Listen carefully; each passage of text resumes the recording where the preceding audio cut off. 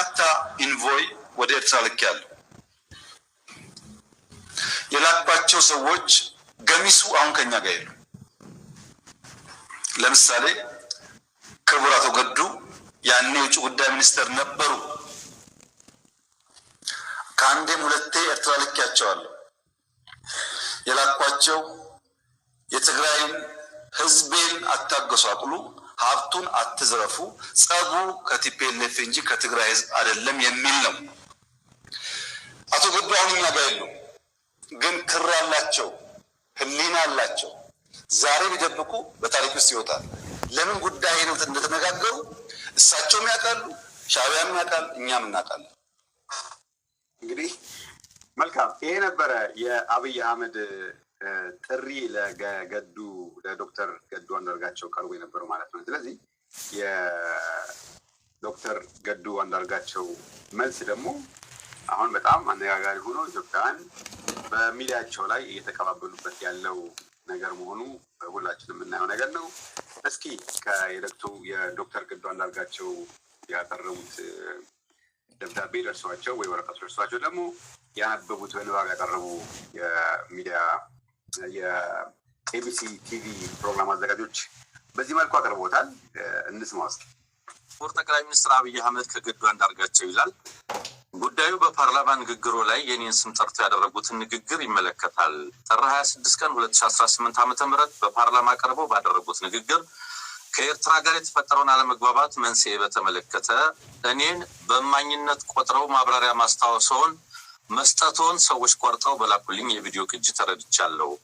እርስዎ በዚህ ንግግሩ እንደገለጹት ጉዳዩ በታሪክ መዝገብ በአግባቡ ይቀመጥ ዘንድ የነበረውን ሁኔታ ምንም አይነት መጨመርም ሆነ መቀነስ ሳያስፈልገኝ በነፃ ህሊና እንድገልጽ የእርስዎ ንግግር አስገድዶኛል ይልና በዚህም መሰረት ብሎ 6 ነጥቦች ያነሳል። አንደኛ፣ በእኔ በኩል እንዲህ ባሉ የኤርትራና የኢትዮጵያን ግንኙነት በሚመለከቱ ጉዳዮች አስተያየት የመስጠት ፍላጎት አልነበረኝም። ምክንያቱም የእነዚህ ሁለት እህትማማች አገሮች የግንኙነት ታሪክ በአብዛኛው በቁርሾ የተሞላ በመሆኑ በጥንቃቄና ኃላፊነት በተሞላበት መንገድ ሊያዝ ይገባዋል የሚል እምነት ስላለኝ የማውቀውን ጉዳይ በመሰለኝ መንገድ ላለመናገር ወስኜ ነበር። መቼም የትግራይ ጦርነት ተጀምሮ በፕሪቶሪያ ስምምነት እስኪቆም ድረስ የኤርትራ ጦር ከኢትዮጵያ መከላከያ ሰራዊት ጎን ሳይሰለፍ የቀረበበት ጊዜ ያለ አይመስለኝም። ሌላው ቀርቶ በ2013 ክረምት ላይ የትግራይ ኃይሎች ወደ አማራ ክልል አልፎ በገቡበት ወቅት የኤርትራ ሰራዊት እስከ ደብረ ታቦር አካባቢ ድረስ መጥቶ መዋጋቱን እናስታውሳለን። የኢትዮጵያ መከላከያ ሰራዊትና የኤርትራ ጦር በአንድ ላይ ወታደራዊ ኦፕሬሽን መስራት ያቆሙት በፕሪቶሪያው ድርድር የተኩስ አቁም ስምምነት መደረሱ ይፋ ከሆነ በኋላ ነበር። እስከዚያ ድረስ ግን የአንድ ሀገር ሰራዊት በሚመስል ሁኔታ አብረው ነበሩ። የቀረ ነገር ቢኖር በጦርነቱ መሃል ሁለተኛው ዙር ጦርነት እንዳበቃና የትግራይ ኃይሎች ከአማራ ክልል ከወጡ በኋላ ውጊያው ጋብ ብሎ በነበረበት ጊዜ የኢትዮጵያ መከላከያ ሰራዊት አዛዦች በማዕረግ ሲንበሸበሹ የኤርትራን አዛዦች አለመጨመሩ ሊሆን ይችላል። ሁለተኛ፣ ከዚያ ሁሉ ጥፋት በኋላ በአሁኑ ወቅት እርስዎ የትግራይንም ሆነ የኢትዮጵያን ሕዝብ ይቅርታ ይጠይቃሉ ብዬ ስጠብቅ ጉዳዩን አዛብተው ሲያቀርቡ ሳይ ባነሱት ጉዳይ ላይ ብቻ ማብራሪያ መስጠትን መረጥኩኝ። በትግራይ ክልል በነበረው ጦርነት የትግራይ ኃይሎችን ጨምሮ በጦርነቱ ተሳታፊዎች አማካኝነት የደረሰው ጉዳት የትግራይን ሕዝብ ለማመን በሚከብድ ሁኔታ እንዲደቅ ያደረገ በመሆኑ ለዚህ ድርጊት አንድ አካል ብቻ ተጠያቂ አድርጎ እኔ ከደሙ ንጹህ ነኝ ለማለት መሞከር ከህግ ከፖለቲካና ከሞራል ተጠያቂነት ሊያድን ካልመቻሉም በላይ መሰል ጥፋት ዳግም እንዳይደገም ተገቢውን ትምህርት እንዳይወሰድ ያደርጋል። እውነቱን ለመናገር በዚያ ጦርነቱ የትግራይ ህዝብ ማንም ወገኔ ተጎዳ ብሎ ከጎኑ የሚቆምለት መንግስትም ሆነ ሌላ ወገን አልነበረውም። የነበረውን የመንግስት ጫና ተቋቁመው በተወሰነ ደረጃ ከትግራይ ህዝብ ጎን መቆም የቻሉት ጥቂት ኢትዮጵያዊ የፖለቲካ ሰዎች፣ ዓለም አቀፍ ድርጅቶችና የተወሰኑ የውጭ መንግስታት ብቻ ነበሩ ማለት ይቻላል። ይህ የኛው የኢትዮጵያውያን እውነተኛውና አስቀያሚው የቅርብ ጊዜ ታሪካችን ነው። እኔ እግዚአብሔር ደጉን አመላክቶት ከትግራይ ህዝብ ጋር ያለውትን አስከፊና የተበላሸ ግንኙነት ቢያሻሽሉ ደስ ከሚላቸው ሰዎች አንዱ ልሆን እችል ነበር። ነገር ግን ባለፈው ስተትዎት ምንም አይነት የመቆጨት ምልክት ካለማሳየቶትም በላይ ለዚያ ሁሉ የሰው እልቂት፣ ንብረት መውደም፣ ማህበራዊ ምስቅልቅልና የሀገርን ህልውና የሚፈታተን ቀውስ የራስዎን የፊት አውራሪነት ድርሻ ሳይመለከቱ ሌላ ተጠያቂ ፍለጋ ሲዋትቱ ሳይ አግራሞትን የጫረብኝ ከመሆኑም በላይ አሁን ያለው መስቀልቅሉ የወጣ አገራዊ ሁኔታ ያነሰን ይመስል ሌላ አዲስ ቀውስ ለመፍጠር እየተንደረደሩ ስለመሰለኝ ጠንካራ ስጋት አድሮብኛል። ምክንያቱም ከላይ እንደገለጽኩት እስካሁን በህዝብ የተፈጸሙት አገራዊ ጥፋቶች ዋነኛ መነሻ ምክንያታቸው የእርሱ አገዛዝ ሆኖ ሳለ ሁልጊዜም ውጫዊ የፈጠራ ምክንያቶችን ሊያቀርቡ ይሞክራሉ። የትግራይ ጦርነት፣ በአማራ ህዝብ ላይ እየተፈጸመ ያለው ዘርፈ ብዙ ጥፋት፣ ማለቂያ የሌለው የኦሮሚያ ክልል ጦርነት፣ የቤኒሻንጉልና የቅርቡን የጋምቤላን ግጭት ጨምሮ በሌሎች ሀገሪቱ አካባቢዎች ብዙ ጥፋት ያስከተሉ ሀገራዊ ቀውሶች የተፈጠሩት በዋናነት በእርሱ አገዛዝ ደካማነትና ያለ ግጭትና ጦርነት በስልጣን ላይ መኖር አልችልም ከሚለው የተሳሳተ አስተሳሰቦ የተወለዱ ችግሮች ናቸው። አራተኛ፣ ከላይ የተገለጸው አጠቃላይ ሁኔታ እንዳለ ሆኖ እርስዎ በንግግሩ በገለጹት መሰረት እኔ የእርስዎ ልዑክ ሆኜ ወደ ኤርትራ መሄድን በተመለከተ የነበሩ ጥሬ ሀቆችን ወደ ማብራራቱ ልግባ። በመጀመሪያ ደረጃ የትግራይ ጦርነት ከተጀመረ በኋላ እኔ የውጭ ጉዳይ ሚኒስትር እንደነበርኩና በትግራይ ህዝብ ላይ የተፈጸመውን ወንጀል በተመለከተ መልእክተኛዋ ሆኜ ወደ ኤርትራ ተልኬ እንደነበር በፓርላማ ንግግሩ የገለጹት ሙሉ በሙሉ ሐሰት ነው። ይህ የለየለት ቅጥፈት መሆኑን እኔ ብቻ ሳልሆን እርስዎም ቢሆኑ የመዋሸት ሱስ ሆኖቦት ካልሆነና በአዲስ መልክ ሊያስፈጽሙት ላቀዱት የጥፋት ፕሮጀክት ህዝብን አወናብዶ ለማሳሳት ያግዘኛል ብለው ካላሰቡ በስተቀር ሁለቱም ጉዳዮች ለማንኛውም የኢትዮጵያን ፖለቲካ ለሚከታተል ሰው ሁሉ ግልጽ ነው። እኔ ከውጭ ጉዳይ ሚኒስትርነት የተነሳሁት የትግራይ ጦርነት በተጀመረ ማግስት ማለትም ከጥቅምት 25 2013 ጀምሮ ነው። መቼም ይህን ጉዳይ ይዘነጉታል ተብሎ አይጠረጠርም። አሁንም ሌላ በህዝብና በአገር ላይ ለመፈጸም የሚያውጠነጥኑት የጥፋት አሻጥር ኖሮ ለማምታታት የሚጠቀሙበት ነገር ከሌለ በስተቀር የእኔ የውጭ ጉዳይ ሚኒስትርነትና ወደ ኤርትራ መሄድ የማይገናኙ ጉዳዮች ናቸው። አምስተኛ፣ ከትግራይ ጦርነት ጋር ተያይዞ በህዝብ ላይ የደረሰውን ከፍተኛ ጉዳት በተመለከተ እርስዎ ህዝቤን አታጎሳቅሉ የሚል መልእክት አስይዘው እኔን ወደ ኤርትራ የላኩኝ መሆኑን እንዳረጋግጥ ምስክርነት ጠርተውኛል። ክቡር ጠቅላይ ሚኒስትር ከዚህ ላይም ትልቅ ስህተት ፈጽመዋል። እኔ የማውቀው ሀቅ ከዚህ የተለየ በመሆኑ በዚህ ረገድ ጥሩ ምስክር ልሆንዎት አልችልም። እንደ እርስዎ ከእውነት ጋር የተጣላ ሌላ ምስክር ቢፈልጉ ይሻልዎታል። እኔ ስለ ትግራይ ህዝብ ያለውትን አመለካከት እንድናገር ከፈለጉ የማውቀው እውነት እርስዎ ከተናገሩት በእጅጉ የተለየ ነው። በእውነቱ ለመናገር በዚያ ወቅት የምር ከሚያስቆጥሩትና ሌሎችን እንደ ጠላት እንዲያዩ ከሚያደርጉት ጉዳዮች ውስጥ አንዱና ምናልባትም ዋነኛው የትግራይን ህዝብ መበደል ማንሳት ነበረ። ለእኔው ለራሴ ያሉኝን ላስታውስዎት። በ3 ሳምንት ውጊያ የህወሓትን ኃይል ሰባብረን መቀሌን ተቆጣጥረናል የሚለውን ደስታ ለማብሰር በተጠራው የስራ አስፈጻሚ ኮሚቴ ስብሰባ ላይ የነበረን የግምገማ ሀሳብ መሰረት በማድረግ አንድ ሀሳብ አንስቼ ነበረ። ቀርቦ የነበረው ግምገማ የትግራይ ህዝብ በሰሜን ዕዝ ላይ የተፈጸመው ጥቃትም ሆነ በመከላከያ የተወሰደ አጸፋ እርምጃ ዱብዳ ሆኖበት ከማንም ወገን ሳይሰለፍ ባይታወር ሆኖ ጦርነቱን በገለልተኛነት ይመለከት ነበር የሚል ነው። እኔ በዚሁ የግምገማ ሀሳብ ላይ በመመርኮዝ ህዝቡ እንዲረጋጋ፣ ስርዓት አልበኝነት እንዳይፈጠር፣ ወታደሩ በአሸናፊነትና በበቀል መንፈስ ህዝብ እንዳያንገላታ ጥንቃቄ መደረግ አለበት፣ ቶሎ ብሎ የሲቪል አስተዳደር እንዲቋቋምና በራሱ ልጆች እንዲተዳደር መደረግ የሚኖርበታል፣ በደል የሚደርስበት ከሆነ ህወሓትን ሊናፍቅና እንደገና ሊያጠናክር ይችላል የሚል ስጋት አዘል አስተያየት አቀረቡ። እርስዎም በመድረኩ ላይ ያነሳሁትን ሀሳብ በአዎንታ ተመልክተው አለፉት። መድረኩ ተጠናቆ ከስብሰባ አዳራሽ እንደወጣን ግን ለብቻዬ ጠርተው የነገሩኝንና ስለ ትግራይ ህዝብ ያለውትን አመለካከት በትክክል የሚያሳየውን አስተያየቶን ላስታውስዎት። እንዲህ ነበር ያሉኝ። ትግራዮች ከእንግዲህ ከደረሰባቸው ሽንፈት አገግመው ጠንክረው ሊወጣው ይችላሉ ብለህ አታስብ። እንዳይነሱ አድርገን ሰብረናቸዋል። ብዙ ሰው የትግራይ ህዝብ ይለኛል። የትግራይ ህዝብ ከማን ይበልጣል? እንዳይነሳ አድርገን አድቅቀነዋል። በቀጣይም ይበልጥ እናደቀዋለን። መሸነፍ ከባድ ስለሆነ ከእንግዲህ የምናውቀው ትግራይ ተመልሶ አይመጣም የሚል ነበር። የትግራይ ኃይሎች ከአማራ ክልል ወጥተው ወደ ትግራይ ከተመለሱ በኋላም በዓለም አቀፉ ማህበረሰብ ዘንድ ተደራደሩ የሚል ግፊት እየተጠናከረ በመጣበት ወቅትም የሚከተሉት የድርድር ስልት ትግራይን ቀስ በቀስ እርባና ቢስ ማድረግ እንደሆነ በአደባባይ ስብሰባ ላይ የተናገሩት ሀቅ ነው። እኔ የማውቀውና ስለ ትግራይ ህዝብ ያለውት እውነተኛ አመለካከት ይህ ነው። ስድስተኛ፣ ከፓርላማ ንግግሮ ትንሽ እውነታነት ያለው የእኔ ወደ ኤርትራ መሄድ ነው። ቀኑን በትክክል ለማስታወስ ባልችልም ጥር መጀመሪያ አካባቢ 2013 ዓ.ም ላይ አንድ የውጭ ጉዳይ መስሪያ ቤት ባለስልጣን ይዤ የእርስዎን መልእክት ለፕሬዝዳንት ኢሳያስ አፈወርቂ እንዳደርስ ልከውኝ በማግስቱ አስመራ ደርሼ ተመልሻለሁ። የመልእክቱ ጭብጥም በሚከተሉት 3 ጉዳዮች ላይ ያተኮረ ነበረ።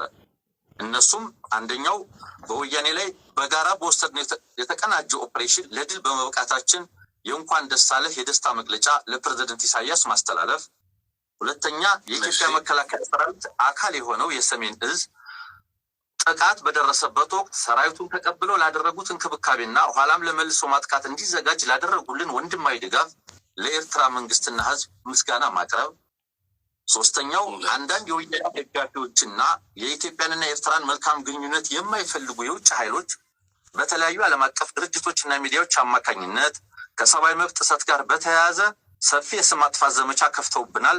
ይህ ነገር ውሎ አድሮ በሁለታችን ላይ ጣጣ ሊያመጣብን ስለሚችል የጋራ ጥንቃቄ ልናደርግ ይገባል የሚሉ መልእክቶች ነበሩ። ለፕሬዝዳንቱ የሚቀርቡትን እነዚህን መልእክቶች ከገለጹልኝ በኋላ በእኔ በኩል እንዲጨመር አንድ ጥያቄ አንስቼልዎት ነበር። ይኸውም ጦርነቱ መጠናቀቁን በይፋ ለህዝብ ተናግረናል። የዓለም አቀፉ ማህበረሰብ እየጠየቀን ያለውም የኤርትራ ሰራዊት ከኢትዮጵያ ከትግራይ እንዲወጣ ነው። ስለዚህ ለምን የኤርትራ መንግስት ሰራዊቱን እንዲያስወጣ በግልጽ አንነግራቸውም የሚል ነበር። እርስዎ ግን ሰራዊታችሁን አስወጡ ብለህ በፍጹም እንዳትጠይቅ ብለው አስጠነቀቁኝ። ከዚያም የሰጡኝን ተልዕኮ ተቀብዬ ተለያየን። ከዚህ ውጪ የትግራይን ህዝብ በተመለከተ ያነሱልኝም ሆነ የሰጡኝ ምንም አይነት መልእክት አልነበረም። በወቅቱ የእርስዎ ጭንቀት የተከፈተብን የሰብአዊ መብት ጥሰት ክስ ሊያስከትልብን የሚችለው ጣጣ ነው እንጂ የትግራይ ህዝብ ላይ የደረሰው መከራ በፍጹም አጀንዳዎት አልነበረም። በማግስቱ በተዘጋጀልን አነስተኛ የኮንትራት አውሮፕላን ተሳፍረን አስመራ ደረስን። የኤርትራ ባለስልጣናት በአስመራ ኤርፖርት ተገኝተው ከተቀበሉን በኋላ ፕሬዝዳንት ኢሳያስ ወደሚገኙበት ቦታ ወስደውን ለፕሬዝዳንቱ የያዝነውን መልእክት አቀረብን። በያዝነው መልእክት ላይ ምንም ያወዛገበን ነገር አልነበረም። የማስታውሰው ስለተከፈተብን የሰብአዊ መብት ጥሰት ዘመቻ ለፕሬዝዳንት ኢሳያስ ነግራቸው በእሳቸው በኩል የሰጡኝ መልስ የሚቻለውን ጥንቃቄ ሁሉ እንዲደረግ እኛም እናንተም ለበታች መዋቅሮቻችን መመሪያ እናስተላልፍ፣ በተረፈ እኔና አብይ በተስማማነው መሰረት ገና ብዙ የሚሰሩ ስራዎች አሉን የሚል ነበር። በሁለቱ መሪዎች አለ ስለሚባለው ስምምነት የማውቀው ነገር የሌለ ቢሆንም ውይይታችንን በሙሉ መግባባት ፈጽመን ወደ ሀገራችን ተመለስን። አዲስ አበባ በተመለስኩ በማግስቱ ለእርስዎ ስልክ ደውዬ ከፕሬዝዳንት ኢሳያስ ጋር ስለነበረን በጎ ውይይትና የሰብአዊ መብት ክሱን በተመለከተ ሁላችንም አስፈላጊውን ጥንቃቄ ማድረግ አለብን ማለታቸውን ሪፖርት አቅርቤልዎት አስወጡ ብለህ በፍጹም እንዳትጠይቅ ብለው አስጠነቀቁኝ።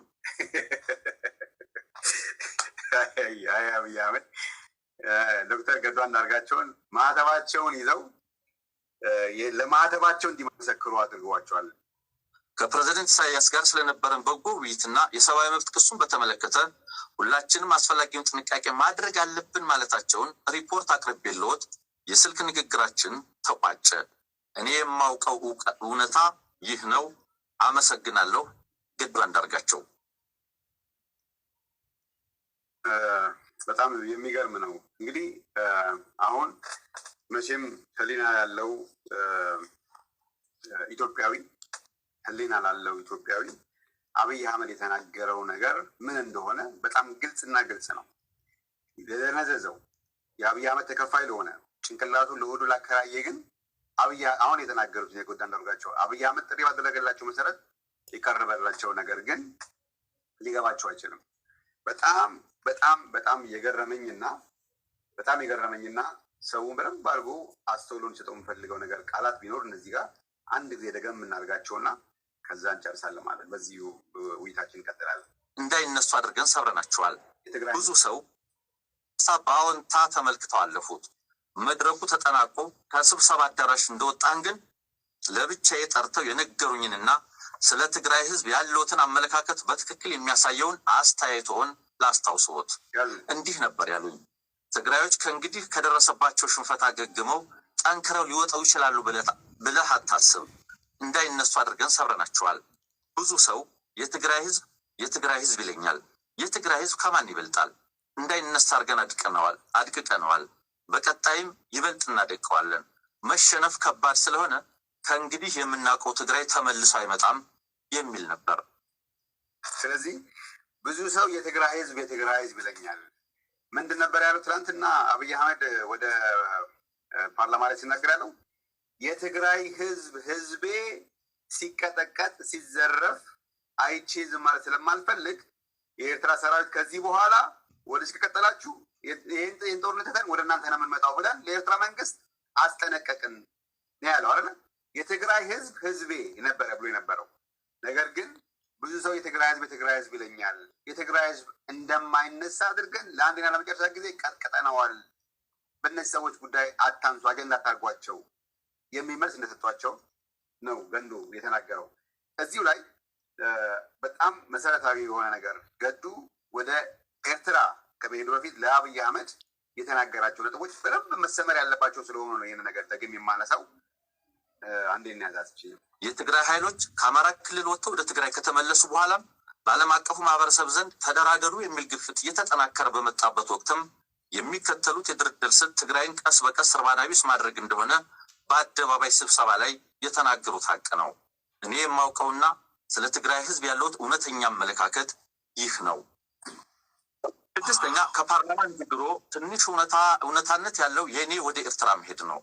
ቀኑን በትክክል ለማስታወስ ባልችልም ጥር መጀመሪያ አካባቢ 2013 ዓ.ም ላይ አንድ የውጭ ጉዳይ መስሪያ ቤት ባለስልጣን ይዤ የእርስዎን መልእክት ለፕሬዝደንት ኢሳያስ አፈወርቂ እንዳደርስ ልከውኝ በማግስቱ አስመራ ደርሼ ተመልሻለሁ።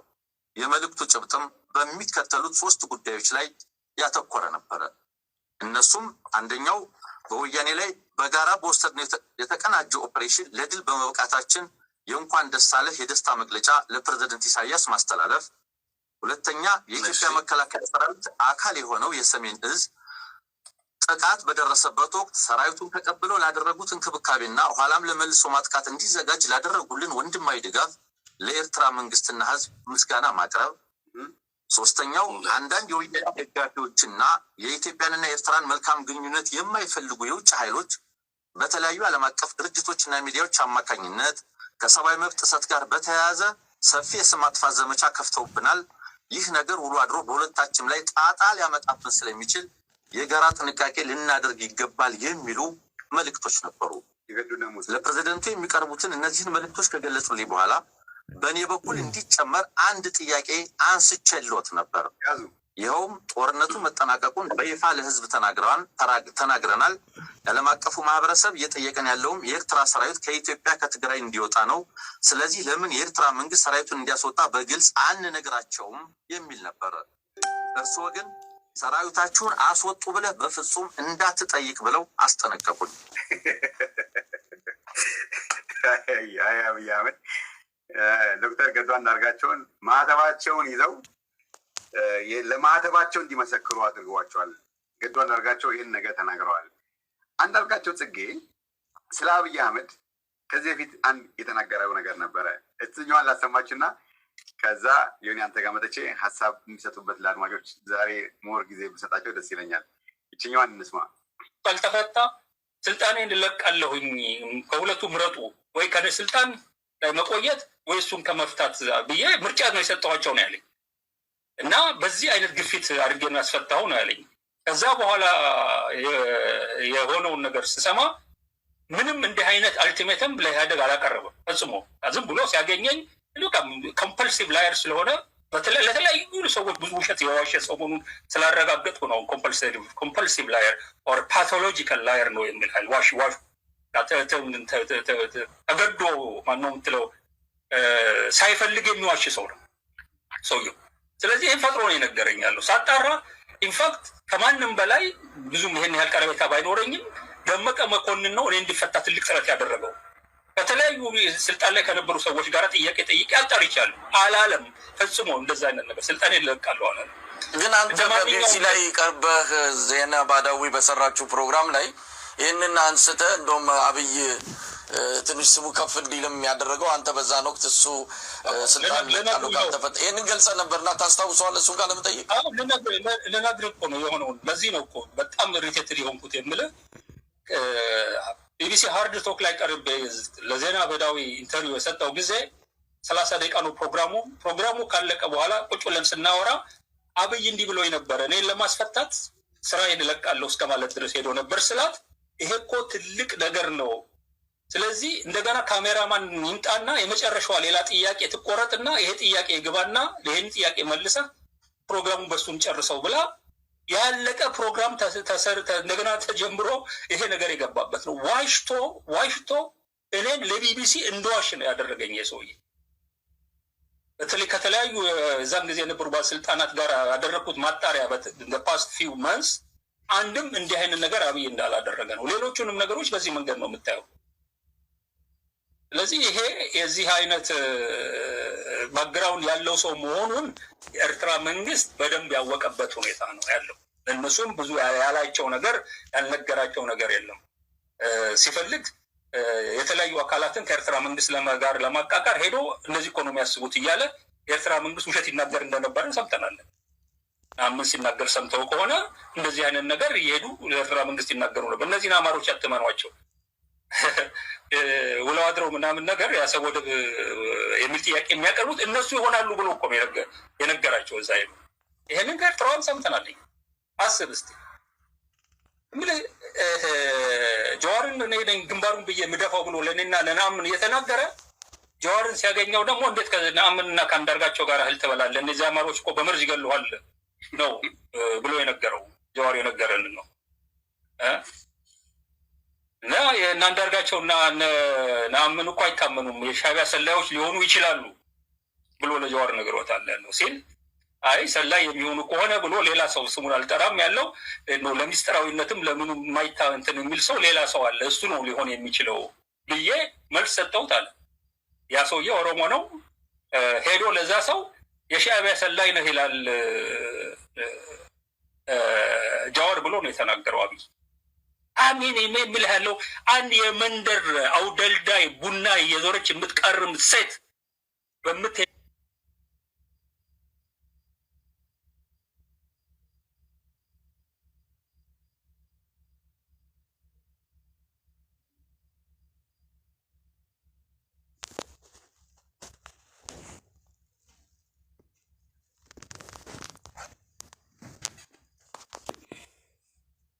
ሌቨል ሊሄደ መሪ በዚህ ደረጃ ደጋፊ ሆነ ስትመጣ እኔ ይቀፈኛል ነው ማለት ያለው። ይሄ ትንሹ ውሸቱን ነው እያስቀመጥኩልህ ያለው፣ ትንሹ ውሸቱ።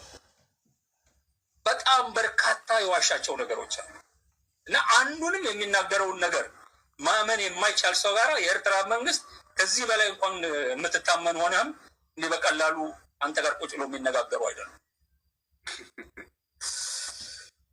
ወይ ጉድ ወይ ጉድ ወይ ጉድ ወይ ጉድ ወይ ጉድ ወይ ጉድ። እኔ ስንቱ ኢትዮጵያዊ አብይ አህመድ ጠቅላይ ሚኒስቴር ነው የሚያስብ ጥፍር ውስጥ እንደገባ በጣም ጥፍር ውስጥ እንደገባ